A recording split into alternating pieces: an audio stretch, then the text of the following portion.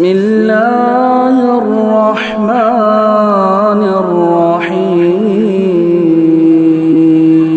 السلام عليكم ورحمة الله وبركاته. الحمد لله رب العالمين، والصلاة والسلام على أشرف الأنبياء والمرسلين وعلى آله وأصحابه أجمعين، أما بعد. اعوذ باللہ من الشیطان الرجیم، بسم اللہ الرحمن الرحیم. الیہ یرد علم الساعة وما تخرج من ثمرات من اکمامها وما تحمل من انثى ولا تضع الا بعلمه ويوم يناديهم اين شركائي قالوا آذناك ما منا من شهيد. محترم حاضرین اور معزز خواتین، اس رمضان کے مبارک مہینے کی رخصتی تقریباً قریب آ چکی ہے اور بہت ہی کم وقت باقی رہ گیا ہے، اور 27 کو ہو سکتا ہے میں بھی چلا جاؤں.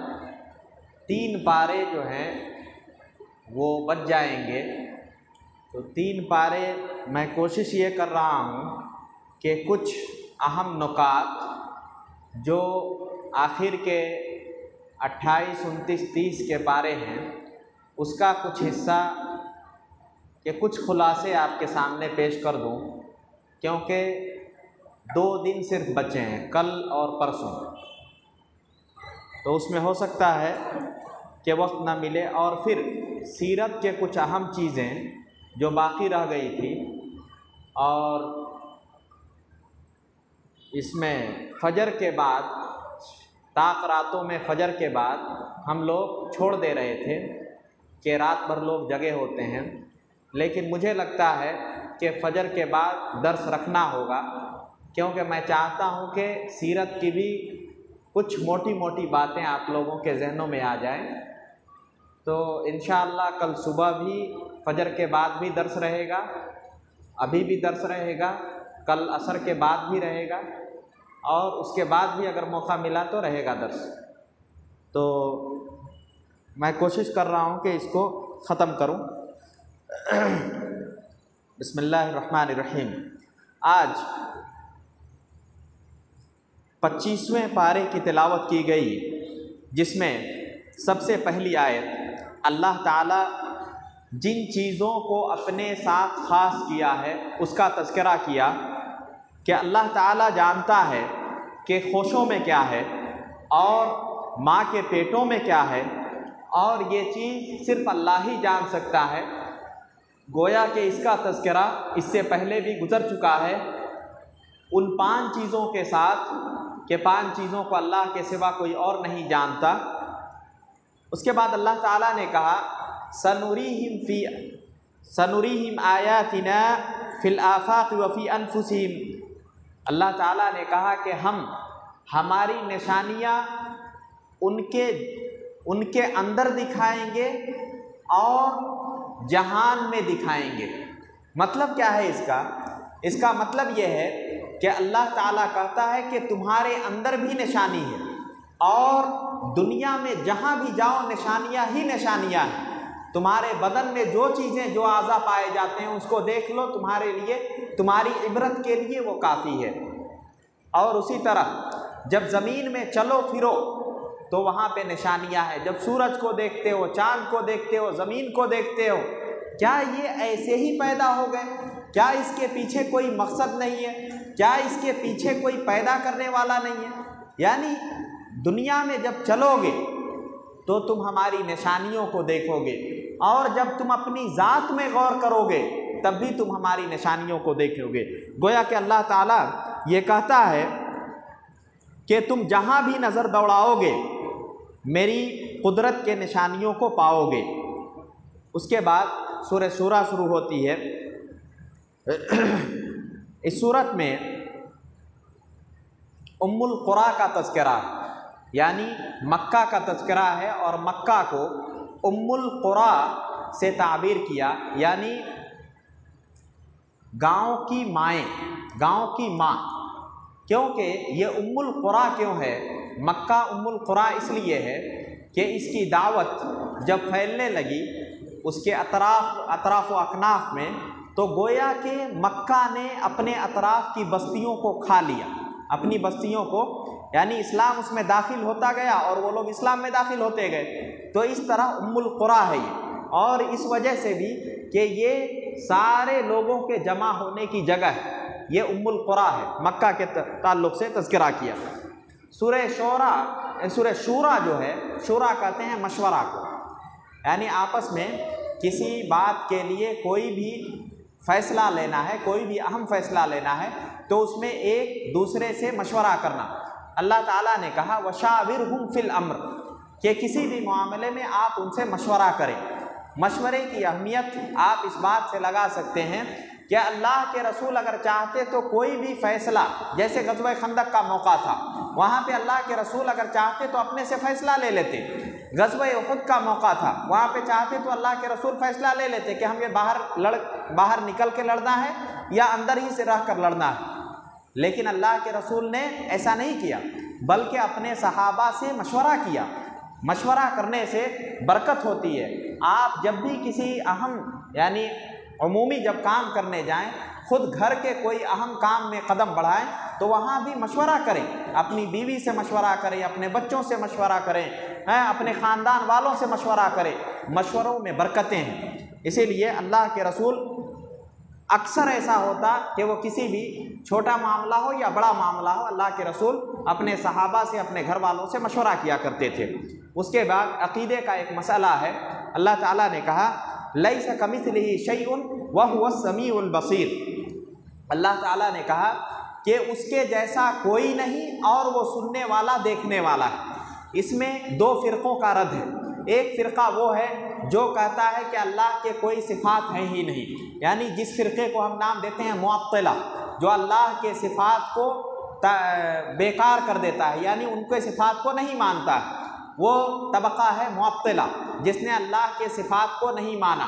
وہ کہتا ہے کہ اللہ سمیع ہے لیکن سنتا نہیں ہے، سمیع بلا سمع، بصیر بلا بصر، یعنی گویا کہ وہ محال کو جمع کرتے ہیں۔ یہ عقیدے کی بحث ہے۔ آپ موٹا موٹی یہ سمجھیے کہ اللہ تعالیٰ کے صفات کو وہ نہیں مانتے، ان کو کہتے ہیں معطلہ۔ ایک اور فرقہ ہے جس کو کہتے ہیں مشبہہ، جو کیا کہتا ہے اللہ سنتا ہے ہمارے سننے کی طرح، اللہ دیکھتا ہے ہمارے دیکھنے کی طرح۔ یہ فرقہ بھی باطل ہے، معطلہ بھی باطل ہے، مشبہہ بھی باطل ہے۔ تو عقیدہ کیا ہونا چاہیے؟ عقیدہ یہ ہونا چاہیے کہ اللہ کے جیسا کوئی نہیں، لیکن وہ سنتا ہے جیسے اس کی شان ہے، وہ دیکھتا ہے جیسی اس کی شان ہے، وہ ہماری طرح نہیں دیکھتا۔ اللہ دیکھتا تو ضرور ہے، لیکن وہ کیسے دیکھتا ہے ہم وہ نہیں جانتے۔ جیسی اس کی شان ہے، جیسی اس کی شوکت ہے، اللہ تعالیٰ اس طرح دیکھتا ہے۔ یہ عقیدے کا مسئلہ ہے۔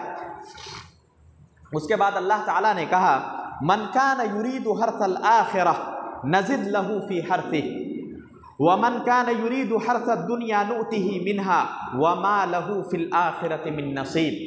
یہ آیت مسلمانوں کو دعوت فکر دیتی ہے کہ اللہ تعالیٰ نے کہا کہ جو شخص من کان یرید حرث الدنیا، جو دنیاوی ساز و سامان چاہتا ہے، دنیاوی کھیتی چاہتا ہے، تو ہم کیا کرتے ہیں نؤتہ منہا، تو ہم اسے دے دیتے ہیں جتنا ہم چاہتے ہیں، نؤتہ منہا۔ اور وہیں پہ وہ شخص جو آخرت چاہتا ہے تو ہم اس کی کھیتی میں بڑھا کر دیتے ہیں، اور جس نے دنیا چاہا تھا ما لہ فی الآخرۃ من خلاق، اور آخرت میں اس کا کوئی حصہ نہیں ہوتا۔ اس میں غور کیجئے کہ اللہ تعالیٰ گویا کہ ایک انسان نیکی جو کرتا ہے وہ ایک پودا لگاتا ہے، کیونکہ اللہ تعالیٰ نے یہاں پہ کھیتی سے تعبیر کیا کہ جو دنیا کی کھیتی کرتا ہے ہم اسے اتنا ہی دیتے ہیں جتنا ہم چاہتے ہیں، جو دنیا چاہتا ہے اس کو، اور جو آخرت چاہتا ہے ہم اس کو بڑھا چڑھا کر دیتے ہیں، لیکن دنیا چاہنے والے کے لیے آخرت میں کوئی حصہ نہیں ہے۔ مطلب یہ ہوا کہ اللہ تعالی ہماری نیکیوں کو پالتا ہے، جس طرح اللہ کے رسول نے کہا کہ تمہاری نیکیوں کو اللہ تعالیٰ ویسے ہی پالتا ہے، ویسے ہی بڑا کرتا ہے جیسے کہ تم اونٹ کے بچے کو پالتے ہو۔ گویا کہ ہماری نیکیوں کی اللہ تعالیٰ کو ترقی دیتا ہے، اس کو پالتا ہے۔ تو اللہ تعالیٰ نے کہا کہ ہم اس کو بڑھا کے دیتے ہیں۔ اس کے بعد اللہ تعالیٰ نے کہا ما اصابکم من مصیبت فبما کسبت ایدیکم ویعفو عن کثیر۔ اللہ تعالیٰ نے کہا کہ جو تمہیں لاحق ہوتا ہے، جو تمہیں مصیبت پہنچتی ہے، وہ تمہارے ہاتھوں کی کمائی ہے۔ دیکھیے یہ بھی ایک عقیدے کا مسئلہ ہے کہ اللہ تعالیٰ یہ کہتا ہے کہ ہمارے حکم کے بغیر کچھ ہوتا نہیں ہے، اور یہاں پہ کہا جا رہا ہے کہ تمہارے ہاتھوں کی کمائی کی وجہ سے تمہیں مصیبتیں لاحق ہوتی ہیں۔ جواب اس کا یہ ہے، یہ دونوں میں تعارض بظاہر ہے، لیکن اس کا جواب یہ ہے کہ اللہ تعالیٰ نے کہا کہ تمہارے گناہوں کی وجہ سے تمہیں تکلیفیں پہنچتی ہے۔ یہ حق ہے کہ کبھی کبھی جو مصیبتیں آتی ہیں انسانوں پر وہ دو طرح کی ہوتی ہیں، ایک ہوتی ہے ابتلا اور ایک ہوتی ہے گناہوں کے سبب۔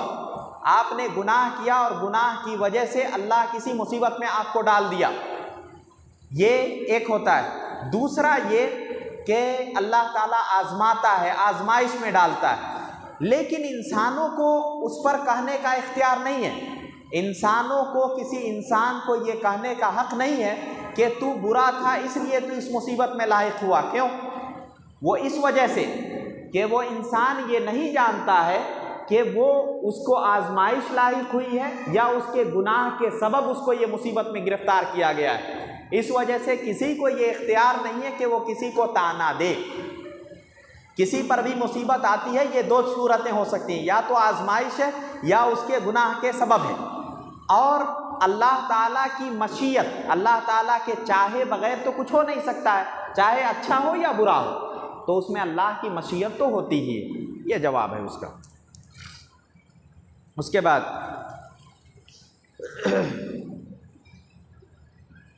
اللہ کے رسول کو تسلی دی جا رہی ہے کہ اللہ تعالیٰ نے کہا کہ اگر وہ لوگ آپ سے منہ پھیر لیتے ہیں تو ہم نے آپ کو ان پر نگہبان بنا کے نہیں بھیجا، آپ کا کام صرف ان تک پہنچا دینا ہے۔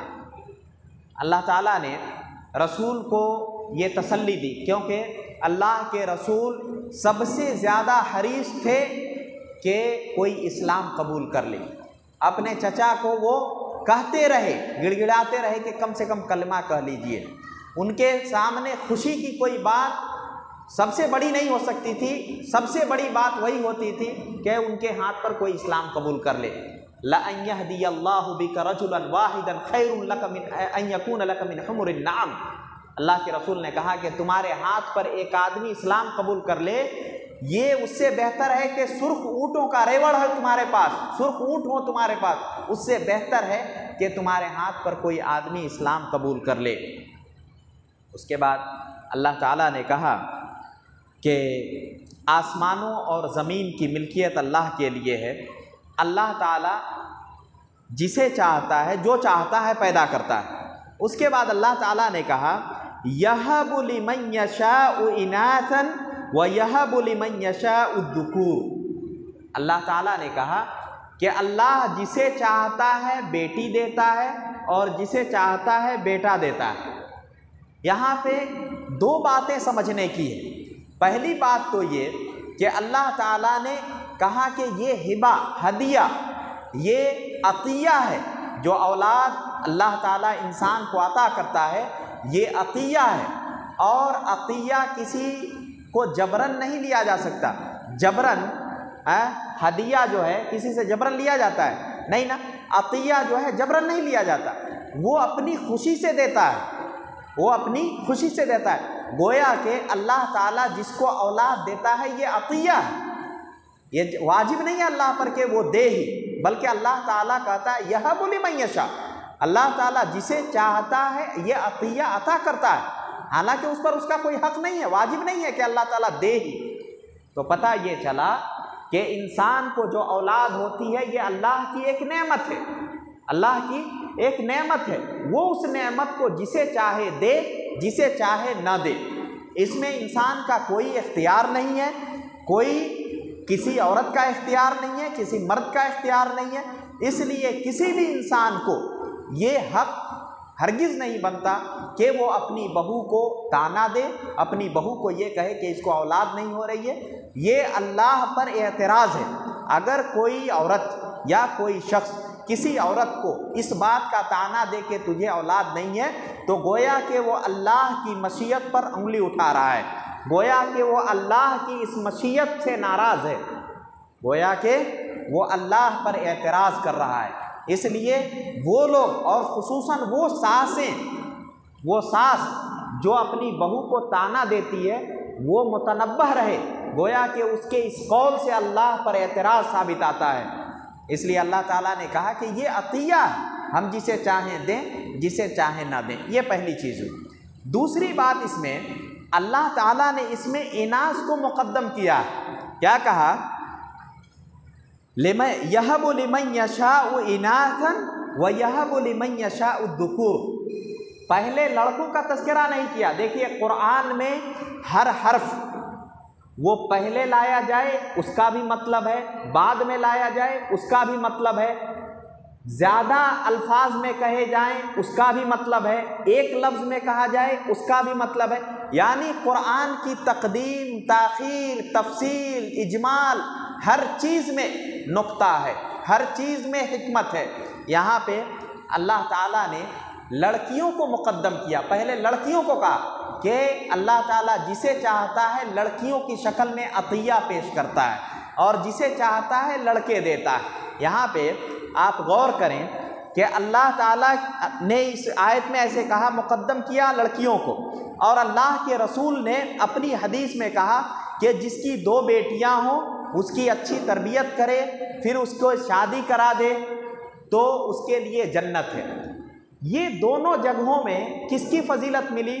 لڑکیوں کی فضیلت ہے، اور لڑکیوں کی وجہ سے ماں باپ کو فضیلت ہے۔ لیکن کسی حدیث میں یہ نہیں کہا گیا کہ آپ کے 10 لڑکے ہوں تو آپ کو جنت ملے گی، لیکن 2 لڑکیوں پر بشارت دی گئی۔ یہاں پہ بتانا مقصود یہ ہے کہ عورتیں، جو میرا صبح کا خطبہ تھا اس میں ایک شق تھا کہ بچیوں کو وہ محبت والدین سے اور اپنے گھر والوں سے نہیں ملتی جس کی وجہ سے وہ ارتداد کا شکار ہوتی ہیں۔ یعنی اچھا کھانا بنے، اس کھانے کا حقدار کون ہے؟ بیٹا ہے۔ ماں کہتی ہے کہ اے یہ رہنے دو، یہ بیٹا کھائے گا۔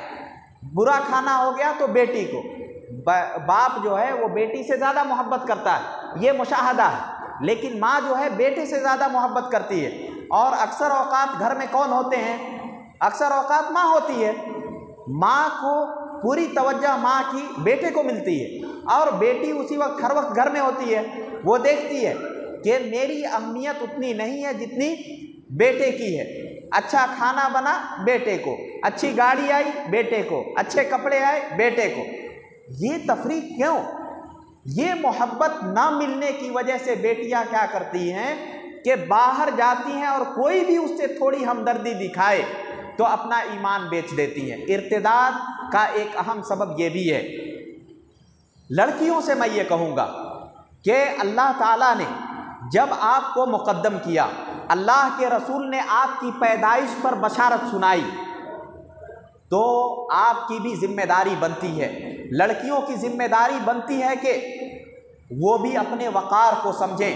اگر اللہ نے آپ کو باوقار بنایا ہے، آپ کو عزت دی ہے، لڑکیوں کو اللہ نے عزت دی ہے، اللہ کے رسول نے اس پر بشارت سنائی ہے، تو آپ ویسے بنیں، لڑکیاں ویسے بنیں، اور چند کھوٹے سکوں کے لیے، چند آشائش کے لیے اپنے ایمان جیسی دولت کو کبھی فروخت نہ کریں۔ اگر ایمان ختم ہو گیا تو تمہارے پاس کچھ بچا ہی نہیں۔ تمہارے پاس تمہاری عزت ہے تو اسلام سے ہے، تمہاری عزت ہے تو پردے سے ہے، تمہاری عزت ہے تو تمہاری گفتار سے ہے۔ اگر تمہارے پاس ایمان ہی نہیں رہا تو پھر ان چیزوں کا کیا کرو گے؟ تو گویا کہ عورتوں کو اگر اللہ نے عزت دی ہے، اگر ان کو مقدم کیا ہے، رسول اللہ نے اس پر بشارت سنائی ہے، تو ان کی واجبی ذمہ داری ہے کہ وہ عورتیں بھی اپنا وقار سمجھیں، اپنا مقام سمجھیں اور غیر اپنے ایمان کی قیمت کو سمجھیں۔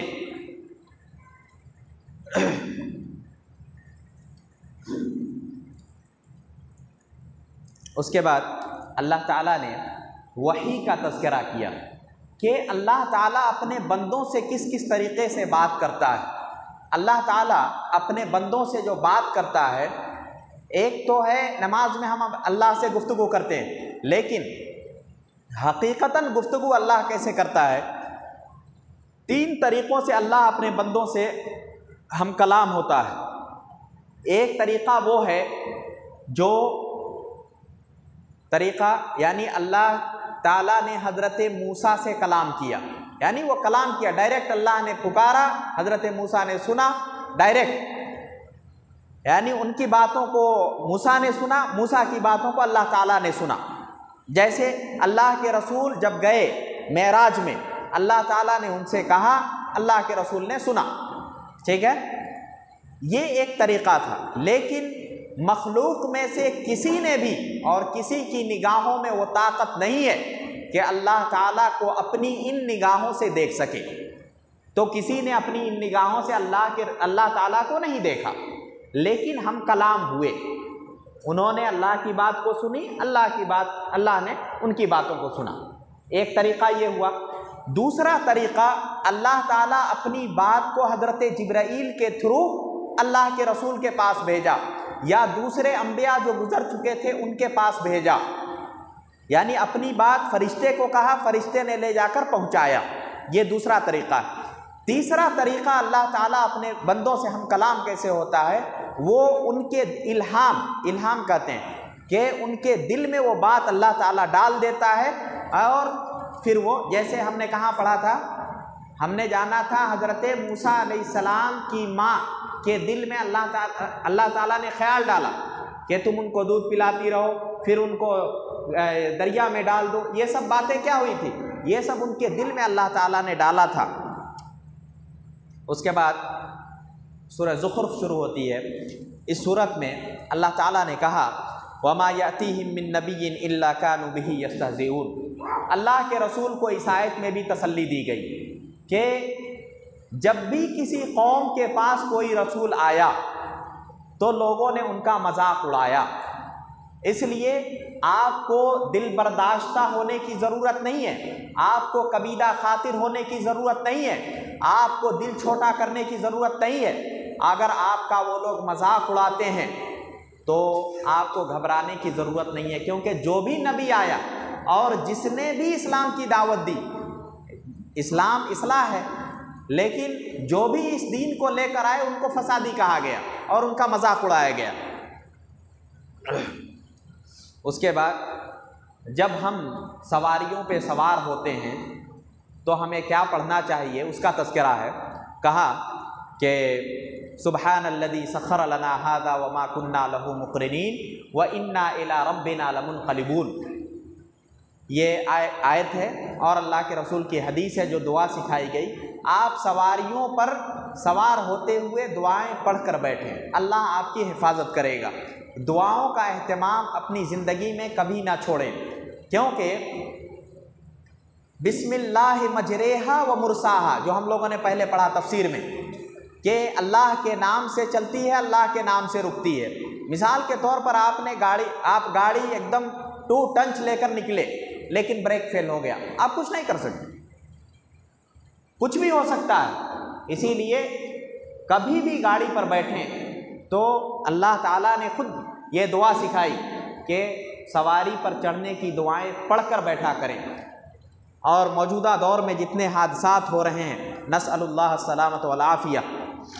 اس کے بعد مشرکین کی ایک ایسی چیز کا تذکرہ ہے اس میں۔ مشرکین کیا کرتے تھے، وہ بیٹیوں کو ناپسند کرتے تھے، بیٹیوں کو ناپسند کرتے تھے اور بیٹوں کو پسند کرتے تھے، بیٹیوں کو درگور کرتے تھے اور بیٹوں کو بچا کے رکھتے تھے۔ یہاں پہ انہوں نے ایک سازش کی اللہ تعالیٰ کی طرف سے بھی۔ انہوں نے کیا کہا کہ ملائکہ جو ہیں یہ اللہ کی بیٹیاں ہیں۔ کیوں؟ انہوں نے کہا کہ بیٹیاں ہیں، ان کو ہم نہیں چاہتے، یہ اللہ کی طرف منسوب کر دیے۔ تب اللہ تعالیٰ نے ان سے کہا کہ کیا تم لوگ وہاں موجود تھے کہ یہ بیٹیاں میں بنا رہا ہوں اپنی اور یہ بیٹے ہیں تمہارے؟ تو اللہ تعالیٰ نے ان سے گویا کہ اعتراض، ان کا جو فکر تھی ان کی، اس کا جواب دیا کہ یہ کیسی بھونڈی تقسیم ہے تمہاری کہ جس کو تم ناپسند کرتے ہو اس کو ہماری طرف منسوب کر دیتے ہو، اور بیٹیوں کو ناپسند کرنا ان کی بہت پرانی عادت تھی جاہلیت میں۔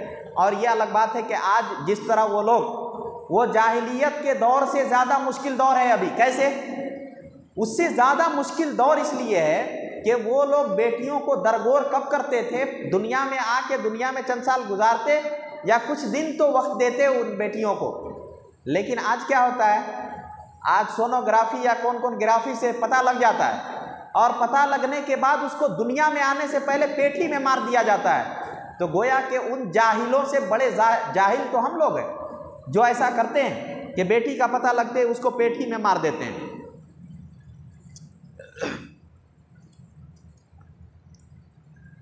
اس کے بعد اللہ تعالیٰ نے مشرکین کے ایک اعتراض کو یہاں پہ پیش کیا۔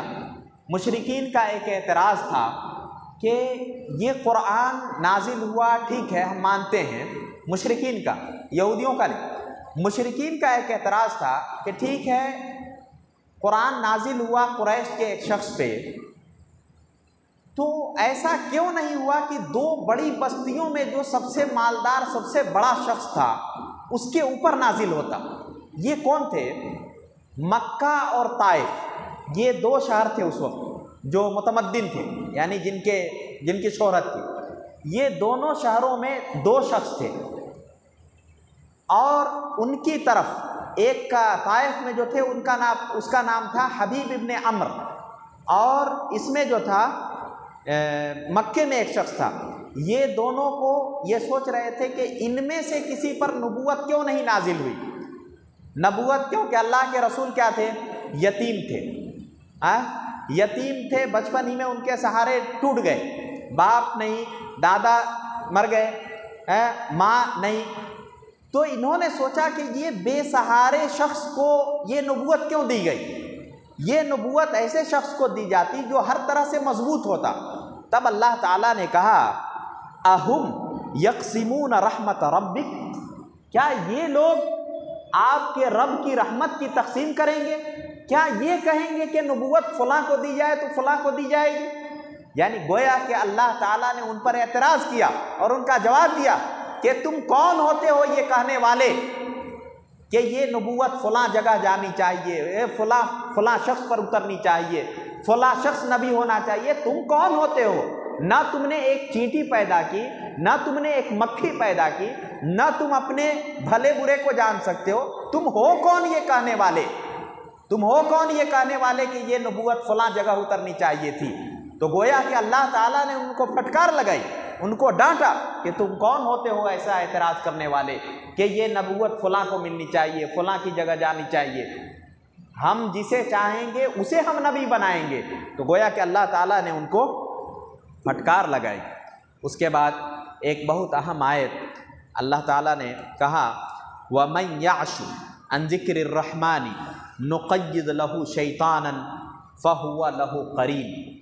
اللہ تعالیٰ نے کہا کہ جو ہمارے ذکر سے پھر جاتا ہے، جو ہماری راہ سے دور ہو جاتا ہے، جو ہمارے راستے سے بھٹک جاتا ہے، ہم کیا کرتے ہیں؟ اس کے ساتھ ایک شیطان کو لگا دیتے ہیں اور وہی اس کا دوست ہوتا ہے۔ محترم حاضرین، اگر اچھے دوست نہ ملے تو برے دوست ضرور ملتے ہیں۔ اگر اچھے دوست نہ ملیں تو برے دوست تو ملنا ہی ہے، اور برے دوست آخرت میں انسان یہ کہے گا، اپنی انگلیوں کو کاٹے گا اور کہے گا کاش اس کو میں نے دوست نہیں بنایا ہوتا، کاش میری صحبت اس کے ساتھ نہ ہوئی ہوتی۔ لیکن اس وقت کاش کرنے سے کوئی فائدہ ہے نہیں۔ تو اچھے دوست کہا کہ جو ہمارے ذکر سے یعنی قرآن سے جو دور جائے گا، اللہ کے اذکار سے، یعنی جو ذکر اللہ کے رسول نے ہمیں بتائے، اللہ کی تعریف کرنا، ذکر و فکر کرنا، اس سے جو دور ہو جاتا ہے اللہ تعالیٰ شیطان کو اس کے ساتھ لگا دیتا ہے۔ اور کیا آپ کو یہ لگتا ہے کہ کوئی بھی شیطان آپ کو اچھائی کا حکم دے گا؟ کوئی بھی شیطان آپ کا دوست نہیں ہو سکتا، کوئی بھی شیطان آپ کا خیر خواہ نہیں ہو سکتا، کیونکہ وہ اپنے مشن پہ ایسے لگا ہوا ہے جیسے آپ کسی چیز کو لے کر بہت زیادہ سیریس ہوتے ہیں، اور شیطان اپنے مشن پر ایک دم سیریس ہے۔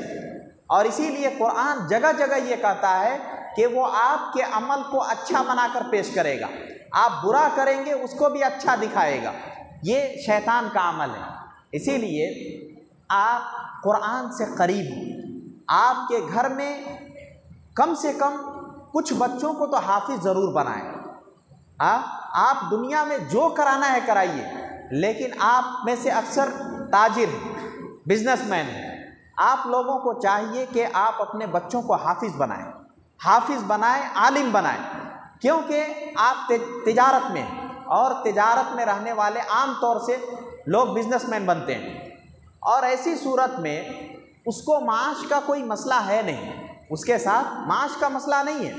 اور اگر وہ عالم بنتا ہے، دین کو سمجھنے والا بنتا ہے، تو وہ ہمیشہ حلال حرام کی تمیز رکھے گا، اور جو بھی کھائے گا کھلائے گا یہ گویا کہ صدقہ جاریہ ہو۔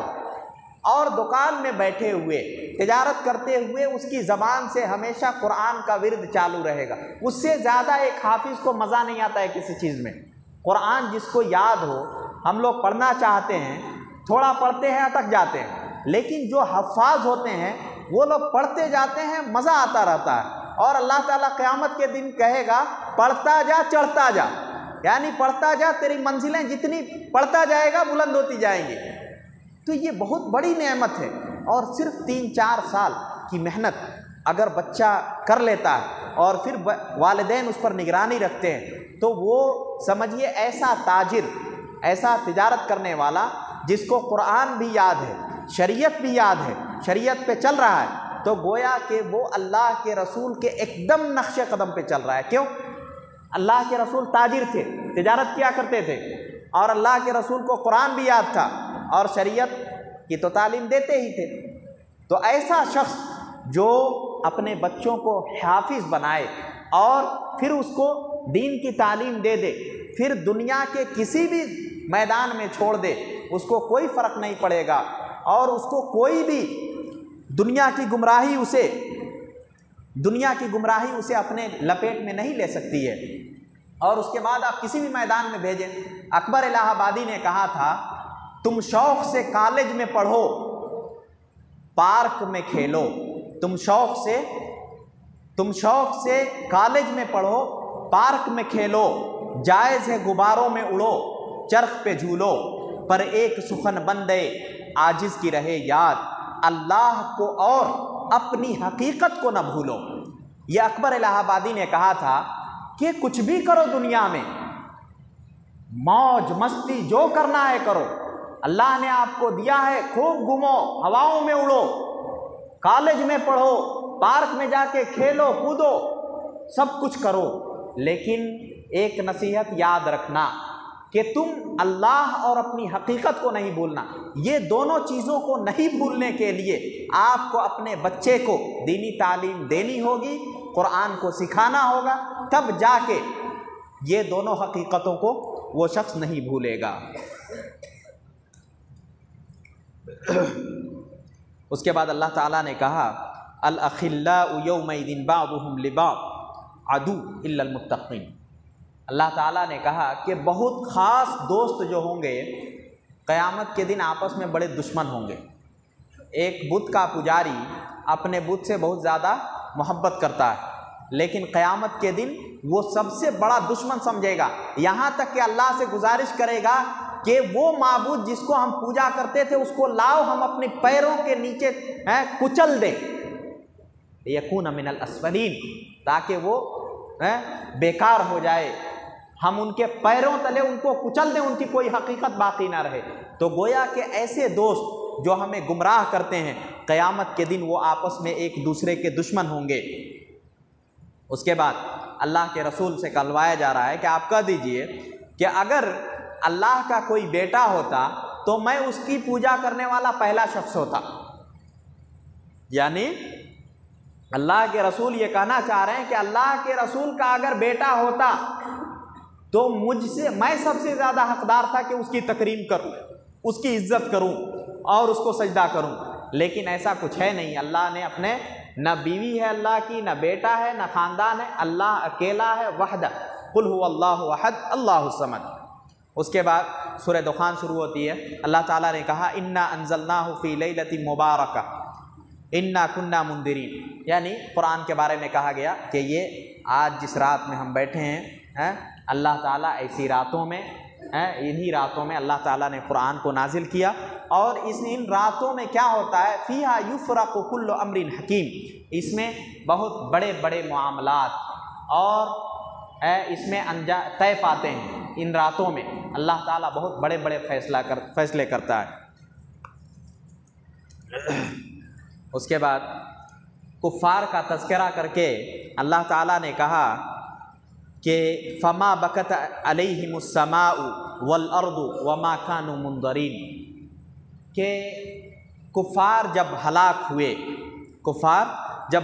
ہوئے اور وہ مر گئے تو ان کے اوپر نہ آسمان نے آنسو بہایا, نہ زمین نے آنسو بہایا, اور نہ ہی وہ مہلت دیے گئے. کیا مطلب ہے اس کا؟ مطلب یہ کہ انسان جب مرتا ہے تو اس کی تکلیف ان جگہوں کو بھی ہوتی ہے. جیسے آپ اس مسجد میں پڑھتے ہیں, یہاں پہ سجدے کرتے ہیں, آپ کا انتقال ہو جاتا ہے تو وہ زمین جو ہے آپ کے لیے تڑپے گی, وہ زمین آپ کے لیے افسوس کرتی ہے. اس آیت سے ہمیں دلیل ملتی ہے فما بکت علیہم السماء والارض, کہ ان پر آنسو نہیں بہایا نہ آسمان نے نہ زمین نے. اور اس کی دلیل اللہ کے رسول کی زندگی سے ملتی ہے. اللہ کے رسول ایک ستون تھا جس پر وہ ٹیک لگا کے کھڑے ہوتے تھے. جب اللہ کے رسول نے ممبر بنا لیا تو وہ جو ستون تھا وہ ستون رویا کرتا تھا, اور روتا تھا یہاں تک کہ بچے جس طرح بلک بلک کے روتے ہیں اس طرح روتا تھا وہ ستون. تو اللہ کے رسول جا کے پھر اس کے اوپر اس کے پاس کھڑے ہو گئے, اس پر ٹیک لگا کے. اور پتھر جو ہے اللہ کے رسول کو سلام کیا کرتا تھا. تو گویا کہ یہ جن چیزوں کو ہم بے جان سمجھتے ہیں اس کے اندر بھی حص ہے, لیکن وہ حص کیسی ہے ہم نہیں جانتے. بس ہم اتنا جانتے ہیں کہ اللہ تعالیٰ نے ان کے اندر حص رکھی ہے. تو اس آیت سے ہمیں دلیل ملتی ہے کہ آپ جن جگہوں میں عبادت کرتے ہیں وہ زمین وہ جگہیں آپ کے لیے تڑپتی ہیں. اگر آپ وہ اسی طرح غمزدہ ہوتی ہیں جس طرح ہم لوگ دوسروں کی جدائی پر غمزدہ ہوتے ہیں. تو پتہ یہ چلا کہ کافرین اور اللہ کے نافرمان لوگ جو ہوتے ہیں ان پر نہ آسمان افسوس کرتا ہے نہ زمین افسوس کرتی ہے, اور نہ ہی آسمان والے اور نہ ہی زمین والے اس پر افسوس کرتے ہیں. اس کے بعد اللہ تعالیٰ نے کہا افرأیت من اتخذ الہہ ہوا, کیا آپ نے دیکھا ان لوگوں کو, اس کو جس نے اپنے نفس ہی کو معبود بنا لیا, اپنے نفس کو. یعنی یہ ہر اس شخص سے کہا جا رہا ہے جو اپنی من چاہی زندگی گزارتا ہے, رب چاہی زندگی وہ نہیں گزارتا. اپنی من چاہی زندگی گزارنے والے کے لیے کہا گیا کہ کیا آپ نے دیکھا کہ جس نے اپنے من کو ہی خدا بنا لیا, یعنی من کہے کہ یہ کرو تو کرتا ہے, نہیں کرو نہیں کرتا. تو گویا کہ اس نے اپنے منمانی کرنے والے اشخاص گویا کہ اپنے نفس کی پوجا کرتے ہیں. اس کے بعد دہریوں کا, جو لوگ کیا کہتے ہیں ایتھیسٹ یا کچھ کہتے ہیں نا, جو لوگ خدا کو نہیں مانتے ہیں, خدا کو جو لوگ نہیں مانتے ہیں, رب کو نہیں مانتے ہیں, ان لوگوں کے قول کو نقل کیا اللہ تعالیٰ نے. کہا وَقَالُوا مَا هِيَ إِلَّا حَيَاتُنَا الدُّنْيَا نَمُوتُ وَنَحْيَا وَمَا يُهْلِكُنَا إِلَّا الدَّهْرُ. وہ لوگ یہ کہتے ہیں کہ ہماری زندگی تو صرف دنیاوی زندگی ہے, ہم مرتے ہیں جیتے ہیں, اور زمانہ ہمیں ہلاک کرتا ہے. یہ لوگ جو دہریہ جن کو کہا جاتا ہے, جو کہتے ہیں کہ ہر چیز اتفاق ہے, اتفاق سے زمین بن گئی, اتفاق سے آسمان بن گیا, اتفاق سے خود پیدا ہو گیا, اتفاق سے اس کے ماں باپ پیدا ہو گئے, یعنی ان کی زندگی میں ہر چیز اتفاق ہی ہوتا ہے. یہ دہریہ لوگ جو ہوتے ہیں جو اللہ کو نہیں مانتے ہیں اور کوئی بھی بھگوان کو، چاہے مسلمان ہو ہندو ہو، کسی کے بھی رب کو نہیں مانتے ہیں وہ لوگ۔ وہ کہتے ہیں کہ یہ دنیا ایک حادثہ ہے، اس حادثے سے یہ دنیا وجود میں آتی ہے، اور جیسے بگ بینگ تھیوری وغیرہ جو ہے وہ اسی کا حصہ ہے، کہ وہ لوگ کہتے ہیں کہ پہلے بندر تھا، پھر انسان بنا، پھر اور کیا کیا کہتے ہیں۔ تو گویا کہ ان کا ایمان یہ رب پر نہیں ہوتا، وہ کہتے ہیں کہ یہ دنیا ایسے ہی ایک حادثہ تھا اور حادثے سے یہ دنیا وجود میں آ گئی، اور اس حادثے کا نتیجہ ہم لوگ ہیں کہ ہم لوگ اتفاقی طور سے وجود میں آ گئے۔ ان کے پاس ہر چیز اتفاق ہے، لیکن قرآن کہتا ہے کہ کوئی بھی چیز اتفاق نہیں ہے۔ اسلام میں ہر چیز ایوری تھنگ از پلانڈ، ہر چیز کا پلان کیا ہوا ہے۔ ایسا نہیں ہے کہ کوئی چیز آج فلاں کے انتقال ہوتا ہے تو وہ اچانک ہو گیا، نہیں، یہ پلانڈ ہے، اس کو بنایا گیا ہے، اس کا پلاننگ کی گئی ہے۔ اگر فلاں گھر میں فلاں بچہ پیدا ہوتا ہے تو اس کی پلاننگ ہے، ایسا نہیں ہے کہ ایسے ہی اچانک ایک حادثہ ہو گیا، نہیں، بلکہ اللہ تعالیٰ نے ہر چیز کو پلان کے تحت پیدا کیا۔ تو ان کا جواب ہے، وہ لوگ یہ کہتے ہیں کہ ہم کو زمانہ مارتا ہے اور زمانہ جلاتا ہے۔ آپ ایسے دہریوں سے اگر سوال کر دیں، کہہ دیں کہ بھائی میں یہاں کھانا رکھا ہوں اور کھانا ایسے ہی الٹ الٹ کے میرے پیٹ میں جا رہا ہے، تو وہ کہے گا کہ نہیں، میں اس بات کو نہیں مانتا، ہاں، اس بات کو میں نہیں مانتا کہ کھانا وہاں رکھا ہوا ہے اور تمہارے پیٹ میں جا رہا ہے۔ تو کیوں نہیں مانتے ہو بھائی؟ زمانہ تو سب کچھ کر سکتا ہے۔ اب کہو کہ بھائی تمہاری شادی نہیں کرائی جائے گی، تمہاری شادی نہیں کرائی جائے گی اور تم کو بچہ ہو جائے، کوئی حادثہ ہو جائے، تم ہی کو پیدا ہو جائے، تم ہی پیدا کر دو کسی اولاد کو، تو اس بات کو خود ہی کہے گا کہ نہیں، ایسا نہیں ہو سکتا۔ بھائی ایسا نہیں ہو سکتا تو ویسا کیسے ہو سکتا ہے؟ اتنی بڑی دنیا جو ہے، یہ آسمان، یہ زمین، پہاڑ، چاند، ستارے، یہ ساری چیزیں اللہ تعالیٰ ایسے ہی پیدا ہو جائے۔ چاند اپنے مدار پہ چل رہا ہے، سورج اپنے مدار پہ چل رہا ہے، کوئی ایک دوسرے کی جگہ میں نہیں جاتے، اس کو فلاں وقت میں فلاں وقت میں نکلنا ہے، فلاں وقت میں نکلتا ہے، فلاں وقت میں ڈوبنا ہے، اسی وقت ڈوبتا ہے۔ تو کیا یہ ساری چیزیں پلان کے تحت چل رہی ہیں یا ایسے ہی چل رہی ہیں؟ یہ دہریہ لوگ جو کہتے ہیں یہ ایسے ہی چل رہی ہیں۔ اسی لیے ایک دہریہ سے کسی نے مناظرہ کیا تھا، اس نے کہا کہ میں نے دیکھا، میں جا رہا تھا سفر میں، دیکھا کہ ایک درخت ہے، اور درخت جو ہے مجھے جانا تھا ادھر، تو وہ کیا ہوا، درخت اپنے سے کٹا، اپنے سے پٹریاں بنی، اور پھر پٹریوں سے کشتی بنی، اور پھر کشتی میں میں سوار ہوا اور آ گیا۔ تو لوگوں نے کہا کہ کیا بیوقوف کی باتیں کرتا ہے، کیا جھوٹا ہے۔ تو کہا کہ جب اس بات کو تم نہیں مانتے ہو، ایک کشتی اپنے سے تیار نہیں ہو سکتی ہے، تو اتنی بڑی دنیا اور اتنی بڑی دنیا میں اتنا بڑا نظام، کیا اللہ تعالیٰ ایسے ہی چلا رہا ہے، ایسے ہی چل رہا ہے؟ تو گویا کہ ان کا جواب ہے اس میں کہ اللہ تعالیٰ کہتا ہے کہ دنیا میں کوئی بھی چیز ایسے ہی نہیں ہوتی، بلکہ وہ پلاننگ کی گئی ہے اللہ تعالیٰ کی طرف سے، اور اللہ تعالیٰ اسے کرتا ہے۔ اس کے بعد اللہ تعالیٰ نے کہا کہ ھذا کتابنا ینطق علیکم بالحق۔ اللہ تعالیٰ کہتا ہے کہ یہ ہماری کتاب بڑے حق کے ساتھ بات کرتی ہے، یعنی جو حق ہے وہی بتاتی ہے، تمہارے من چاہی باتیں نہیں کرتی، بلکہ رب نے جو چاہا وہ باتیں کرتی ہیں۔ اور اس طرح سے یہ 25ویں پارے کا اختتام ہوتا ہے۔ آخر میں اللہ تعالیٰ سے دعا کرتا ہوں کہ اللہ تعالیٰ ہمیں قرآن کو سمجھنے اور اس پر عمل کرنے کی توفیق عطا فرمائے، آمین۔ وآخر دعوانا ان الحمد للہ رب العالمین۔